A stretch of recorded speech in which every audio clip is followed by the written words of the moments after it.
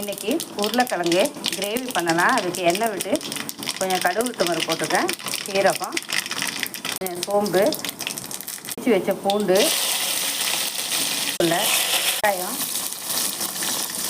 கொஞ்சம் நல்லா வதக்கிக்கலாம்.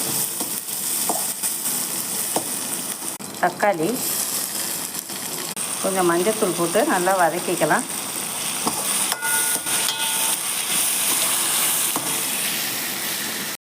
கொஞ்சம் மிளகாத்தூள்,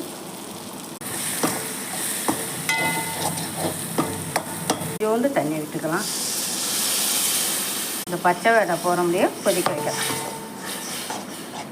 உப்பு, நல்லா கொதி வந்து எண்ணெய் பிரிஞ்சிருச்சு. இப்போ வேக வச்ச உருளைக்கிழங்கு சேர்த்துக்கலாம். உருளைக்கிழங்கு கிரேவி ரெடி ஆயிடுச்சு.